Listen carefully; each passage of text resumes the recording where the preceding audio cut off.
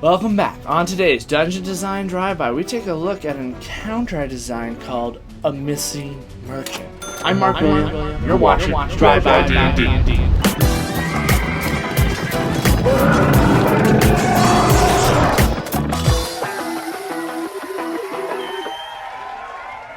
Okay, the idea of A Missing Merchant is that you can throw this encounter into your campaign whenever you feel the moment is right. I'm going to pretend that you've given your players contact and they have that reason to go to town pertaining to their quest. So whatever their quest is, they're supposed to be the contact in a town to gain more information. So they will happen upon the town. Now the first thing you're going to do is the players are going to approach this town and find out that it is actually under curfew. The guards are going to be heavily suspicious of them, asking what they're doing here, what they're trading, maybe even holding their weapons. You can make the guards as strict as you want, and that could lead to an altercation or certain situations. However the players handle it, the idea is that they know that they have a couple hours in the town before nightfall where they have to get off the streets or they'll be arrested or fined. Okay. Players deal with that, like, oh, okay, we were supposed to meet someone here, but we've already had this weird problem.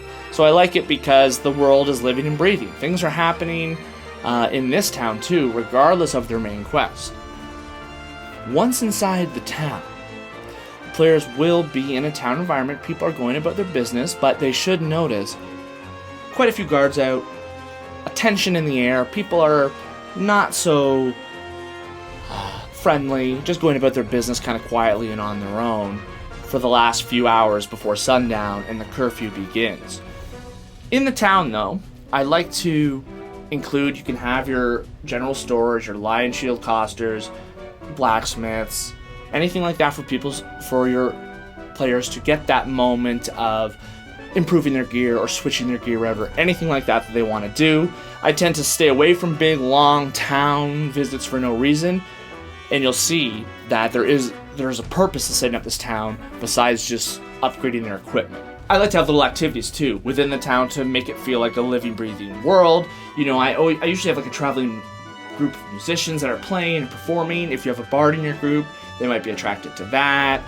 There could be a little subplot going on there. There are some people who are poor and some guards dealing with them. Again, something could be happening where your players get involved. There's a bar fight. Things are happening. So I like to include little side things that the players might choose to get involved with, and they'll be roaming around the town looking for the contact they're supposed to meet. If they come to this gate over here, which you would make them aware of, this would lead to the palace of the noble of this area that's put this curfew on the town, and they won't let them pass through to speak to them. Again, they'll be redirected. Oh, well, we better find our contact. If they ever go to this house here, the guards are basically guarding it. They won't let anyone in. I wonder what's happening there. Essentially, though, after players are done, having a little bit of a break, meeting some of the locals. Again, rumors might be flying around up at the curfew or things like that. However, they should get to their contact, whoever that may be. And he's waiting for them, and sure, they're going to talk about their main quest, they're going to maybe get the item or some information. However, hopefully your players are wondering, well, what's going on here? And this is when the contact will explain to them, well, you know, it's been strange around here lately. There's been a lot of guards. The noble who runs this town hasn't been seen for a long time and seems to be afraid of something, or things have just been strange in the town. Guards are patrolling more, and again, no one's allowed out at night. There's a curfew happening. And the players might be asking, well, how do we get to see the noble to maybe find out what's going on? Well, no one will let them in, but he'll tell them of his friend, the cobbler, who disappeared just the other day. And the cobbler had told him that he had potentially found a trap door in his workshop, and there's a stairway down leading to this secret passageway.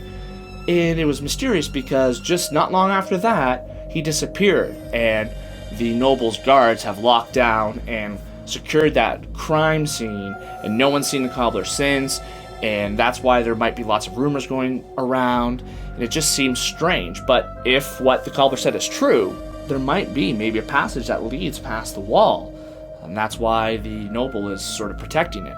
So the players will hopefully put that together. And he'll tell them, well, they could stealth over and try and get in there during the day if they want. However, at night it would be easier. So in a few hours, curfew happens. No one's to be on the street.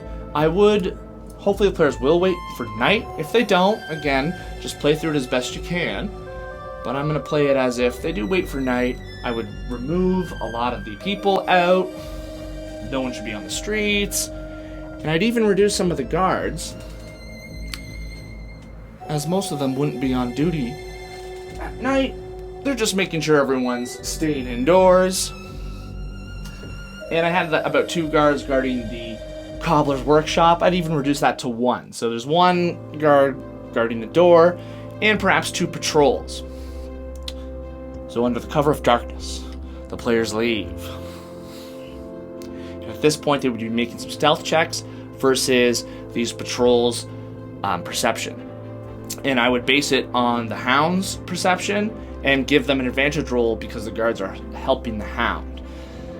So they would maybe make a few stealth checks to avoid as these guards are patrolling, and approach the house and dispose of the guard who's guarding that as well. So again, maybe they do devise a letter with instructions. Maybe they have spells to disguise themselves. Maybe they knock them out. Maybe use a sleep spell, distract the guard, cause a distraction. There's many ways for them to get into the building. So I would try not to have windows or anything like that they can crawl through and sneak into. I'd have them in some way get rid of that guard. So maybe they cause a distraction. And the players will enter the house. When they enter into the cobbler's workshop, they'll discover that it's been vandalized. Carpets have been knocked over, tables have been flipped, chairs thrown to the side. I'd even have a treasure chest that's been wiped clean. But as they investigate, they'll find that indeed there was a secret passage leading underground. And once they find that, hopefully they take that passage down. And at this point is when I'd set up this little side area. I had it out this whole time. However, if I was playing with people at the table, I'd set this up after. But for the purposes of this video, I just left it up. So the players will enter down this passage to find out if there is potentially a path and a way into the palace where the noble is, to find out more about that. And the first thing they'll see is a skeleton on the step that's sort of preventing them from going further. There's an arrow bolt in his chest. He's dead. It's been there a long time. It's dusty and grimy. Maybe it is an underground sewer type of environment. And they'll keep progressing. However, we'll see another skeleton out, 5 feet on another tile who has a bolt at him, and he's dropped down. If the players basically ever step onto this path, which I'm just going to move over some terrain, it should be a tight path. They should see if they step on any stone just blindly, it'll activate these 4 statues. That again I would describe to the players that are at the end of the hallway, and if they step on a stone, the arrows are going to shoot them. And really, there's nowhere for them to escape. It's going to hit someone, unless perhaps they retreat back up to this 3rd step, I'd say. But they might have to pay the price before they find that out. However, if they observe the stones, maybe do detect magic, or some other perception check to find if any of the stones look different, they will find that there are some actual stones sticking out forming a path. Basically, a reverse stepping stone trap. So the stones that you teach, the stepping stones are the way through, and every other stepping stone it will pull off the trap. So my idea is that there is some magical residue on each stone, and perhaps a wizard could detect that, or maybe you could do it that some of the stones are more worn than all the other ones, or some other way they're going to have to detect that these stones are 5 feet apart and cause a path that will allow them to make it to the end of this trap. They'll be making dex checks on every stone to not fall and slip and land on the floor, which will again shoot 4 arrows, and there's no real protection from the arrows at this point.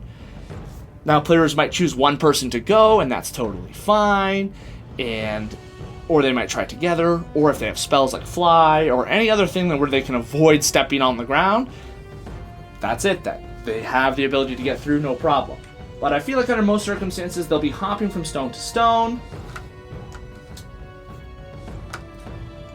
making the checks, and bypassing the arrow trap.